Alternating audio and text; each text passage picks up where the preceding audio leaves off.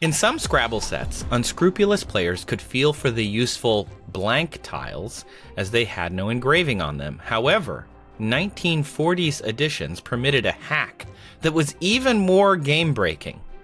What was it? And then let me take it again. In some Scrabble sets, unscrupulous players could feel for the useful blank tiles as they have no engraving on them. However, 1940s editions permitted a hack that was even more game-breaking. What was it? So Scrabble has got letters and numbers on, and in ye olden days they used to be engraved. So you could tell the blank ones weren't engraved. So in 1940s there was something else that you could still feel, or some other way. You put your hand in the bag. Were they heavier? Do you think they had gold-plated numbers and letters? But 1940s, is there something... Could be a wartime thing. Yeah, I was going to say, like, is there a ration, like, was a material that was used in Scrabble sets rationed and they had to, like, retool it or something? Also, I love the idea. Scrabble sets aren't engraved anymore to reduce cheating and absolutely not to reduce production costs. Right. Lucy, you mentioned that they had that you put your hand in the bag. In the 1940s, they had no bag. Ooh. So you wouldn't have a bag. So that is a hint. So would they be all upside down? Yeah, you'd have to just kind of put the tiles upside down and draw them off the table, I guess. Were they different heights or widths, I guess? Like, if they were laying flat on a table with different... It's a wartime home edition, and you just have to make... It's just taken on faith. You just draw some letters, you come up with them in your head. It's just taken on faith. It's just written on paper. It's just a crossword at that point. You just do a crossword.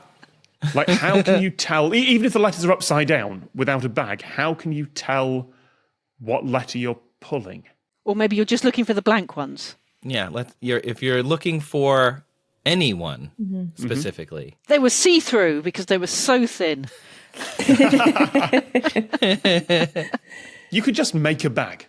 Like, the Scrabble set might not have come with one, but you could just put them in a bag. Yeah, it doesn't. I wouldn't go in that direction. Okay. It's not necessarily about the bag. The tiles were selected typically face down, inside the box lid.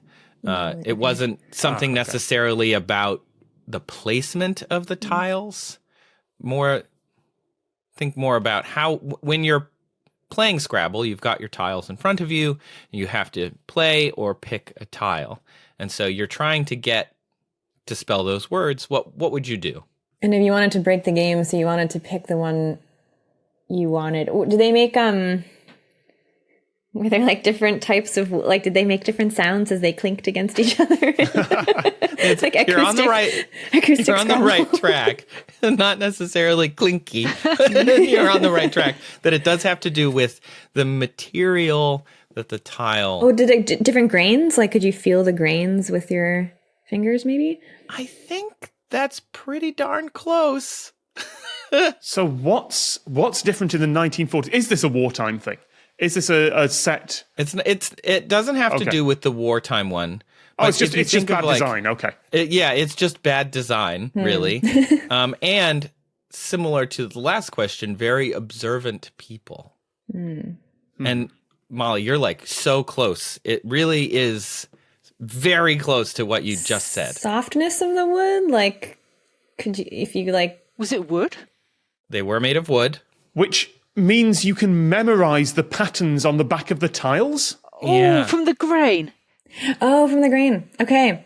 And they're like fingerprints. Oh my God. They're marked They're marked Yes. cards. Right. Yes. That's exactly it. So, Molly, you were so darn close. I was like, do I give it? I don't know. Because you mentioned the wood grain, and that's exactly what it is. People would memorize the wood grain on their Scrabble sets. Wow. And then know which tiles were which ones they wanted. So that way they could select the letters they needed. The technique, by the way, of feeling for engraved letters, which they no longer engrave them, they started printing them on the front so you couldn't feel them. That's called brailing. And so now they print the letters. In the 1940s, they were made of Bavarian maple wood, so you could see this like grain pattern on the back. Very good. So you had a real home field advantage if you were working Yeah. with your own home Scrabble set, but not if you went and played at a friend's house. Right. I wonder if they'd be like, we're going to open a brand new Scrabble set every time we compete. The Lateral book is out now. Just click on the link to get your copy.